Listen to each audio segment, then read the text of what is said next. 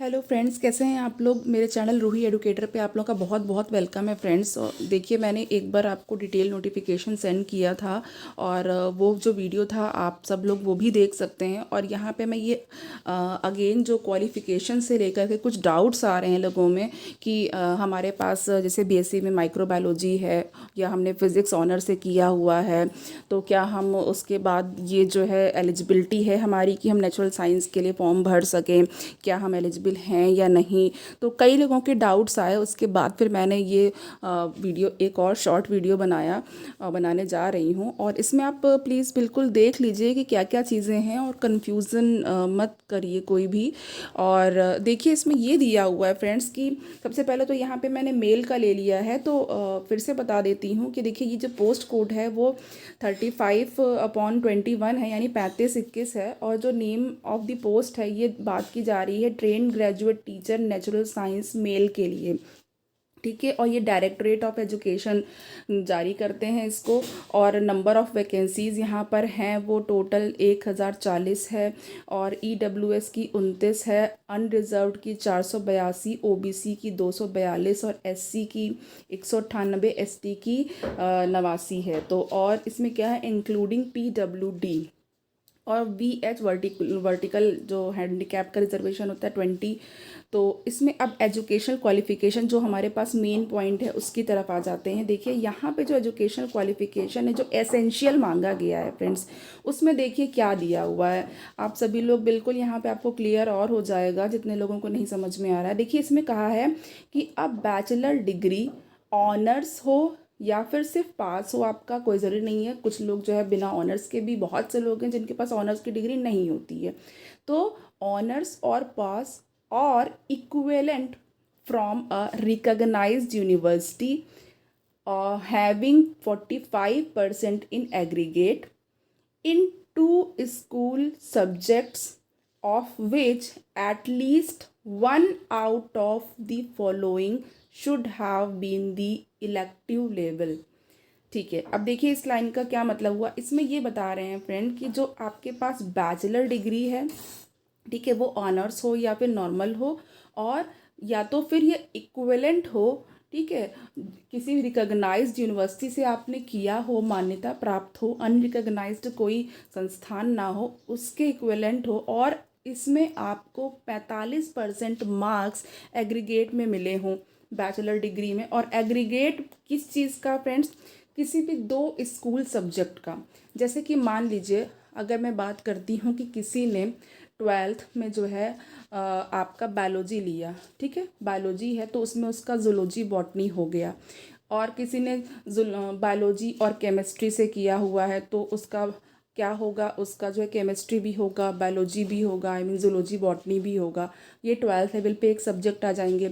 और 10th level पर आपको पता है जो साइंस है उसमें भी क्या होती है, फिज़िक्स है, केमिस्ट्री है और आपका बायोलॉजी है, ये आता है। कहीं कहीं पे साइंस अलग है, बायोलॉजी अलग है, इस तरीके की चीज़ें हैं। तो इन्होंने कहा है कोई भी दो स्कूल सब्जेक्ट जो आपने अपने स्कूल लेवल पर लिया हो, वो उसमें से एक होना चाहिए जो यहाँ पर दिया हुआ है। और ये आपका है at the elective level. Elective मतलब कि चूज़ किया गया है जो आपका, ठीक है, उस इलेक्टिव लेवल पर आपने ये सब्जेक्ट लिया हुआ। अब वो सब्जेक्ट इसमें से आप मैच करिए कि क्या है। देखिए, ए क्या है, इंग्लिश, ठीक है, और बी क्या है, मैथमेटिक्स, सी नेचुरल या फिजिकल साइंस हो, और डी हो सोशल साइंस। तो अब यहाँ पे आप ये सोच रहे हैं कि ये जो है हमारा नेचुरल साइंस के लिए है, तो ये यहाँ पर सोशल साइंस की भी बात की गई है, मैथमेटिक्स की भी बात की गई है, इंग्लिश की भी बात की गई है। दो सब्जेक्ट कोई होना चाहिए फ्रेंड्स। हम सभी लोग जितने भी लोग हैं 10th में भी कोई किसी ने इंग्लिश लिया होगा, हिंदी लिया होगा, मैथ्स भी होगी, जैसे कि हम लोग के पास मैथ्स भी था। और उसके बाद अगर हम 12th की बात करें तो उसमें भी आपका इंग्लिश भी होता है और मैथमेटिक्स जो मैथ से करते हैं मैथमेटिक्स होता है, ठीक है। 10th लेवल पर सोशल साइंस भी होता है। किसी कोई जो मुस्लिम कैंडिडेट होते हैं वो उर्दू लेना चाहते हैं 10th में इलेक्टिव सब्जेक्ट, तो वो उर्दू ले लेते हैं, म्यूज़िक ले लेते हैं, आर्ट्स ले लेते हैं, इलेक्टिव सब्जेक्ट, ये सब चीज़ें होती हैं। तो और जो मेन सब्जेक्ट है, ठीक है, इसमें से आपके दो में एग्रीगेट मांगा गया है, ठीक है।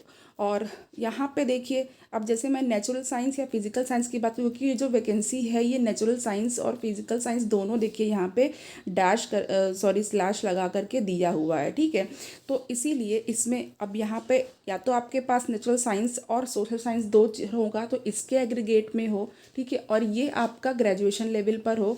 और उसके बाद या तो मान लीजिए आपका नेचुरल साइंस और मैथ्स हो तो उसमें आपका एग्रीगेट हो, जो यहाँ पे एग्रीगेट मांगा गया है, ठीक है। 2 सब्जेक्ट होनी चाहिए कोई भी। तो अब main subject for TGT natural science और फिजिकल साइंस शैल बी, अब मेन जो सब्जेक्ट आएगा जो ग्रेजुएशन लेवल पर आपने किया होगा, ठीक है। क्योंकि देखिए फ्रेंड्स, जो टीजीटी की वैकेंसी होती है उसमें ग्रेजुएशन लेवल के जो सब्जेक्ट्स होते हैं वो मैटर करते हैं, इंपॉर्टेंट होते हैं।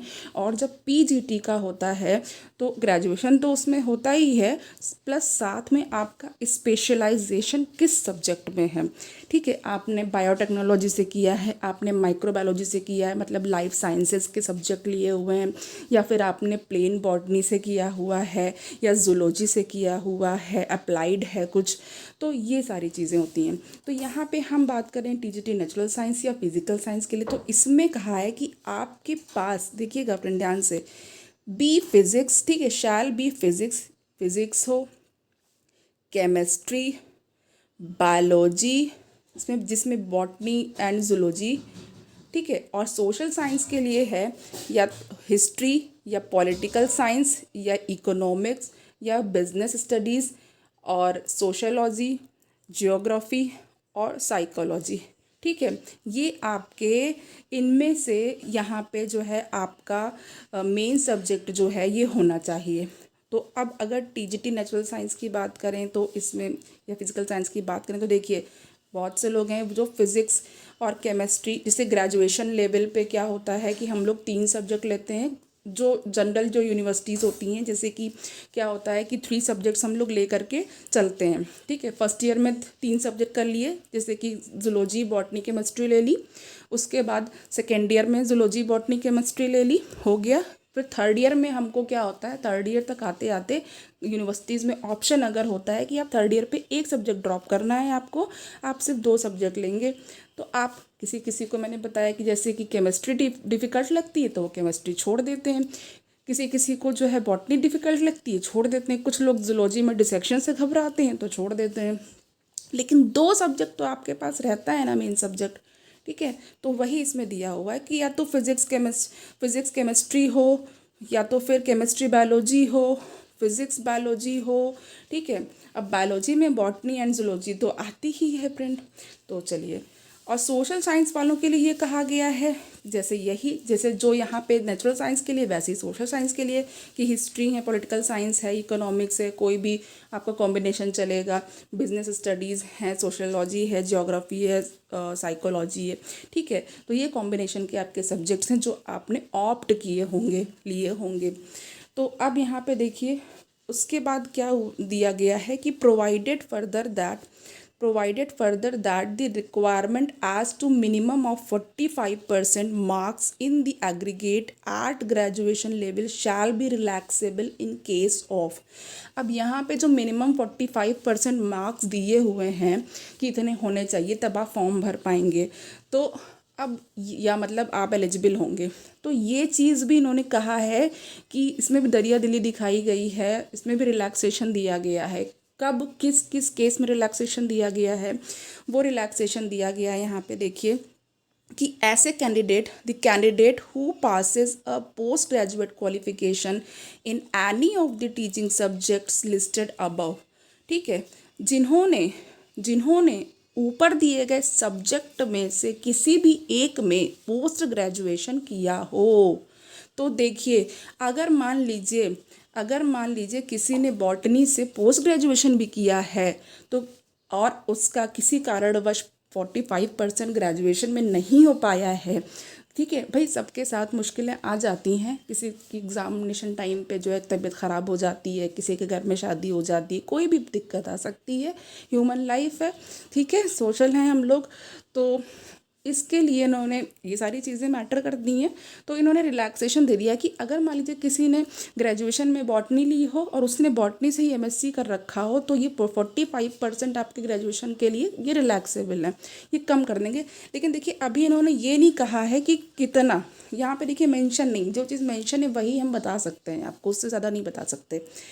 तो अब यहाँ पे किसी ने मान लीजिए जूलॉजी ले रखी, जूलॉजी तो ली होगी ग्रेजुएशन में और उसने जूलॉजी से ही एमएससी कर रखी है, या फिर किसी ने केमिस्ट्री ली हो, केमिस्ट्री से एमएससी कर रखी हो, तो बट ग्रेजुएशन के सब्जेक्ट भी ये होने चाहिए, और अगर एमएससी की है तो ठीक है, वो भी अच्छा है, और उसके लिए आपको रिलैक्सेशन दे देंगे, 45% से कम पर भी आप एलिजिबल हो जाओगे। या तो अब देखिए बी वाला देख लीजिए क्या है, एक तो ए ये हो गया, या तो उसकी कैटेगरी हो एससी या एसटी, ठीक है, तो एससी एसटी कैटेगरी वालों को छूट दी गई है, और वो इसका 45% से कम भी होंगे तब भी मतलब वो अप्लाई कर पाएंगे।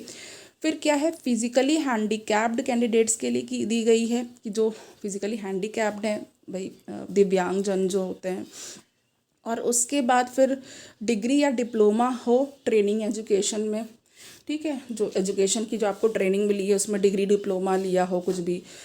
फिर 3 वाला है वर्किंग नॉलेज ऑफ हिंदी, अब यहाँ पे स्टार बनाया हुआ है एक, ठीक है, और कि आपके पास मतलब सॉरी ये जो आपके दूसरा पॉइंट है वो डिग्री डिप्लोमा ये है कि जैसे आप वो आपके पास बीएड या जो आपकी जो डिग्री है वो होनी चाहिए जो भी आपने किया हुआ है, और उसके बाद फिर थर्ड पॉइंट ये है कि आपके पास वर्किंग नॉलेज ऑफ हिंदी होना चाहिए, जो स्टार इन्होंने बनाया है उसको एक्सप्लेनेशन भी होगा उसका। और फिर फोर्थ ये है कि should have qualified CTET from the CBSE, तो यानी आपके पास ग्रेजुएशन के लिए जो जो कहा गया है वो चीज़ें हों आपके पास। फिर नंबर 2 पर है कि डिग्री या डिप्लोमा हो ट्रेनिंग का, ठीक है, जैसे कि बीएड किया है ज़्यादातर लोगों ने तो बीएड वाला कर सकते हैं, या फिर कहीं कहीं पे जो भी चीज़ें अलग अलग जैसे कि दिल्ली यूनिवर्सिटी की में जो चीज़ें होती हैं वो आपका है, उसके कुछ नॉर्म्स हैं। तो उसके बाद थर्ड नंबर पे है कि आपको हिंदी भी आनी चाहिए, वर्किंग नॉलेज हो, और उसके बाद फिर फोर्थ पे है कि आपने सीटेट किया हो सीबीएसई से। तो फ्रेंड्स मैं आपको सीटेट के बारे में भी बताया था मैंने अपने पहले भी जो वीडियो बनाया था कि जो सीटेट चाहिए वो आपको यहाँ पे सेकेंडरी लेवल का चाहिए, ठीक है। तो अब यहाँ पे देखिए उसके बाद जो यहाँ पे आपका ये यहाँ पे आपका जो है क्या कहते हैं डिज़ायरेबल आपका कुछ भी नहीं है, ठीक है, डिज़ायरेबल कुछ भी नहीं है, और देन एक्सपीरियंस जो है आपका एसेंशियल कुछ नहीं मांगा है, और यहाँ पे भी डिज़ायरेबल में कुछ भी नहीं है। तो चलिए अब यहाँ पे देखते हैं पे स्केल वगैरह ये सब तो है सामने दिया ही हुआ है, बात की बातें हैं ये सब, ठीक है। 9300 से लेके 34,800 plus grade pay 4600 group B की है और नॉन गैजेटेड है। अब देखिए एज का भी लोगों ने पूछा हुआ है, तो एज का भी देख लेते हैं। एज है यहाँ पे ये सारी चीज़ें फ्रेंड्स बता चुकी हूँ डिटेल में, लेकिन फिर से आपको बता रही हूँ कि आप लोग के कोई डाउट्स ना रह जाएं, आप लोग क्लियर हो, माइंड फ्री होकर मतलब फ्री माइंड से आप लोग अपना दे सको, फ्री माइंडेड पर्सन बन करके एग्ज़ाम के लिए तैयारी कर सको। डाउट्स रहेंगे तो तैयारी नहीं स्टार्ट कर पाएंगे आप लोग।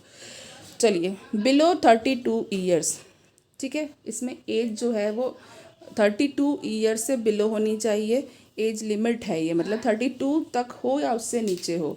फिर age relaxation will be given as per table at paragraph 7 the contractual employees. अब कॉन्ट्रैक्चुअल की बात हो गई है, इसमें ये बताया है इन्होंने, मैं ऐसे ही बता देती हूँ कि ये कहा है कि जो 5 साल का जो उनका मैक्सिमम पीरियड हो, ठीक है, तो जो उनका कॉन्ट्रैक्चुअल जो पीरियड है तो उसमें क्या है कि ये रिलैक्सेशन दे रहे हैं, और इन्होंने ये कहा है कि ये जो है या तो एटलीस्ट 120 डेज़ तक उन्होंने काम किया हो एकेडमिक ईयर में, ठीक है, पूरा जो उनका एकेडमिक ईयर है उसमें 120 दिन तक उन्होंने जॉब की हो, तो ये क्या करेंगे, रिलैक्सेशन देंगे उनको। कितना दे रहे हैं, upper age limit up to maximum period of 5 years, 5 years तक की जो आपकी अपर एज लिमिट दी गई है उतना उनको रिलैक्सेशन मिल जाएगा। अब यहाँ पे देखते हैं यहाँ पे क्या है, अब ये वाला जो पॉइंट है स्टार वाला, तो स्टार वाला जो देखिए हमारे पास ऊपर था हिंदी के लिए, तो इसमें कहा है कि if candidate has studied Hindi as a subject up to 8th class, 8th class तक हिंदी पढ़ी हो उसने, अगर पढ़ी है, और in class any class above 8th level, या फिर जैसे कुछ लोग 10th तक हिंदी लेते हैं, ठीक है, तो 8th लेवल से अबव अगर उसका हिंदी रहा हो, ही और she may be considered as having working knowledge of Hindi, तो उसको ये माना जाएगा कि उसके पास वर्किंग नॉलेज ऑफ हिंदी है। ठीक है, तो अब यहाँ पे ये हो गया, ये मेल के लिए था। फीमेल के लिए भी सब कुछ वही है, कुछ चेंज नहीं है सारी चीज़ें, लेकिन फिर भी मैंने यहाँ पे फीमेल का भी लिया हुआ है, आप देख लीजिए वही चीज़ है। Train graduate teachers natural science female, directorate of education से आया है ये, और टोटल वैकेंसी यहाँ पे देख लीजिए कितनी है फीमेल के लिए 824, और EWS 36, फिर अनरिजर्व 339, OBC 96 है, SC 207, ST 146 है, और ये PWD है, और OH 18, VH 20। अब एजुकेशनल क्वालिफिकेशन में जो एसेंशियल हैं वो सब वही हैं, ठीक है, सेम।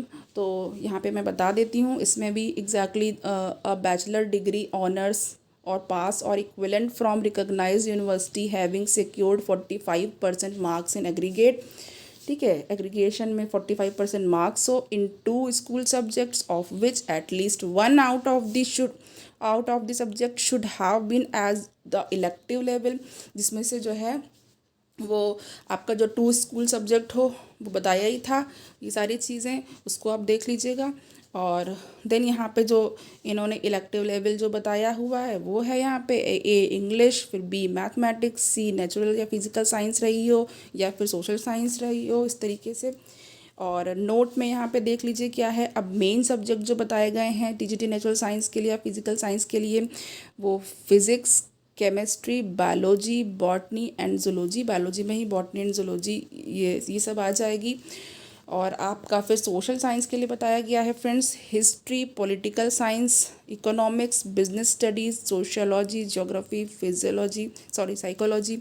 तो ये सारी चीज़ें तो देखिए फ्रेंड्स, जितना यहाँ पे मेंशन है पॉइंट में, उसके अलावा कोई भी चीज़ मान्य नहीं है। इसमें इन्होंने कहीं पे भी नहीं कहा है कि ग्रेजुएशन में आपके पास अगर बायोटेक्नोलॉजी हो तो आप एलिजिबल हैं, ये भी नहीं कहा गया है कि आपके पास ग्रेजुएशन लेवल पे अगर माइक्रोबायोलॉजी हो तो आप एलिजिबल हैं, ठीक है। और जो है ये सारी चीज़ें अगर होती फ्रेंड्स तो वो ज़रूर मेंशन कर देते, या कुछ लोग ग्रेजुएशन फूड टेक्नोलॉजी से करते हैं वो चीज़ हो, ठीक है, तो अगर होता तो मेंशन करते फ्रेंड। अगर मेंशन नहीं है तो कोई भी ये नहीं कह सकता है कि आप एलिजिबल हैं। लेकिन अगर आपको एग्ज़ाम देना है फ्रेंड्स, अगर आप चाहते हैं कि आप तैयारी करें और एग्ज़ाम दें, पैटर्न देखें, जैसे कि होता है ना कि अगर हम एग्ज़ाम देते रहते हैं तो हमारी प्रैक्टिस होती रहती है, हमारी तैयारी होती रहती है, तो आप एग्ज़ाम दे दीजिए, ओके, आप एग्ज़ाम दे सकते हैं। और क्योंकि फ़ीस नॉमिनल है, और क्या कहते हैं आपका वो जो वुमेन के लिए फ्री है। बस आपको क्या होगा, एक चीज़ वहाँ पे ये देखनी होगी एग्ज़ामिनेशन फॉर्म फिल करने के टाइम पे कि जो सब्जेक्ट होगा उसका आपको क्या करना होगा, आपको मार्क्स पुट करने होंगे। तो जब आपके पास अगर कॉम्बिनेशन का ऐसा कुछ सब्जेक्ट होगा जिसके मार्क्स आपको पुट करने हैं तो आप वहाँ पे पुट कर सकते हैं, तो आप वो दे सकेंगे एग्ज़ाम। अदरवाइज़ फिर आप नहीं दे सकते, जब आपका फॉर्म ही फिल नहीं होगा आपकी एलिजिबिलिटी से तो आप कैसे एग्ज़ाम दे पाएंगे, ठीक है। तो ये सारी चीज़ें हैं फ्रेंड्स कि फॉर्म में भरने के टाइम पे आपको प्रिकॉशन लेना पड़ता है, तभी फॉर्म सबमिट होता है, लॉक होता है। अदरवाइज़ कोई भी अगर सेक्शन आपने खाली छोड़ दिया तो आपका फॉर्म लॉक नहीं होगा, फिर आप दे पाएंगे एग्ज़ाम, एडमिट कार्ड रिलीज़ नहीं होगा। तो चलिए, फिर उसके बाद यहाँ पे अगेन वो है कि जो मिनिमम परसेंटेज थे 45% वो रिलैक्सेबल हैं। कैसे, एक ए केस में, बी केस में और सी केस में, जैसे कि अगर पोस्ट ग्रेजुएशन भी किया हो किसी भी ग्रेजुएशन के सब्जेक्ट से तो रिलैक्सेबल हो जाएगा, अगर SC ST कैटेगरी के होंगे तो रिलैक्सेबल हो जाएगा, और अगर फिज़िकली हैंडीकेप्ड होंगे तो रिलैक्सेबल हो जाएगा। उसके बाद इसके साथ साथ क्या चीज़ें चाहिए, नंबर 2 पे है डिग्री या डिप्लोमा हो आपके पास, ठीक है। टीचिंग एजुकेशन का डिप्लोमा भी चलेगा और उसके बाद डिग्री भी चलेगी। और उस थर्ड में है working knowledge of Hindi and CTET किया हो।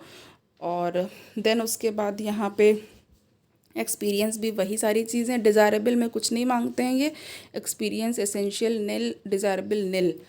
और पे स्केल अगेन आपकी 9300 से 34,800 है, plus grade pay 4600, group B non gazetted. फिर एज लिमिट क्या है, बिलो 32 ईयर्स। एज रिलैक्सेशन आपका जो मैंने पहले वीडियो बनाया था वहाँ पे पूरा डिटेल में पैरा 7 दिखा के मैंने बता दिया है कि किन किन केसेस में होगा, ठीक है। इसमें आपका जो है वो ओबीसी को और एससी एसटी को कुछ रिलैक्सेशन है वहाँ पे, देखिएगा आप। प्लस आपको जो वुमेन होती हैं जो जो जुडिशली जो है सेपरेटेड होती हैं, आई मीन या डाइवोर्स्ड भी होती हैं, वो उसके इसमें सिंगल जो होती हैं उनके लिए भी है रिलैक्सेशन। तो ये आप देख सकते हैं, एक्स सर्विसमैन के लिए कुछ है, तो वहाँ पे आप देख लीजिएगा अच्छे से उस वीडियो में। फिर कॉन्ट्रैक्चुअल एम्प्लॉयज़ के लिए दिया गया है कि जो कॉन्ट्रैक्ट पे काम करते हैं, गेस्ट टीचर वगैरह होते हैं, उनको जो है एक टाइम पे मतलब एलिजिबल फॉर 1 टाइम रिलैक्सेशन, ठीक है। एक बार रिलैक्सेशन क्या जो मिलेगा उनको, वो क्या मिलेगा, वो मैक्सिमम मिलेगा 5 साल के पीरियड तक का जो होता है वो मिल जाएगा। तो चलिए 5 साल तक के लिए।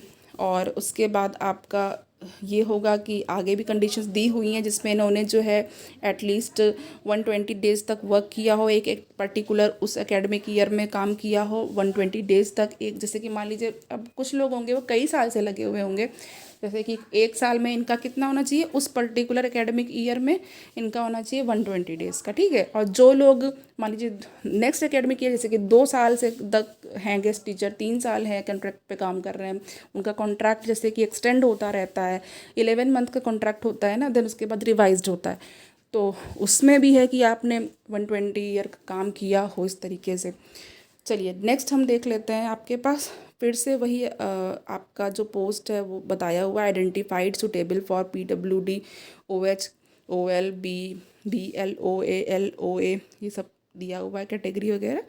तो हिंदी के लिए इसमें भी वही है, मेल फीमेल में कोई डिफ्रेंशिएशन तो नहीं किया है इन्होंने। तो यहाँ पे भी आपको हिंदी जो है वो 8th क्लास तक आपने पढ़ी हो या तो, और अगर जिसने अबव पढ़ी है आई मीन कि 10th तक पढ़ी है या फिर आगे लिया हुआ है तो उनके लिए बताया हुआ है 11th तक 12th तक जो हिंदी पढ़ते हैं। तो चलिए फ्रेंड्स, तो यहाँ पे आप देख सकते हैं कि ये चीज़ें जो है बता दी हैं फिर से मैंने और क्लियर हो गई हैं। होपफुली आप लोग जो है समझ जाइएगा फ्रेंड्स, लेकिन फिर भी अगर कोई डाउट होगा तो आप जो है कमेंट कर सकते हैं, पूछ सकते हैं। और मेरा जो चैनल है सॉरी वो जो मेरा फेसबुक का ग्रुप है, चैनल तो आप जानते ही हैं क्योंकि उस पर वीडियोज़ वगैरह पोस्ट करती रहती हूँ, और अब मैं सीधे अपने ग्रुप पे भी डाल रही हूँ। मैंने क्रिएट किया हुआ है, रूह एडुकेटर का ग्रुप है, और जिसका जो है वो मैंने लिंक भी, जिस ग्रुप पे मैं पोस्ट करती हूँ सारी चीज़ें, उस पर भी मैंने लिंक सेंड कर दिया है। तो चलिए फ्रेंड, फिर भी आप लोग जो है अपना अच्छे से तैयारी करिएगा, इसको देखते रहिएगा और अपना ख्याल रखिएगा। Take care, thank you.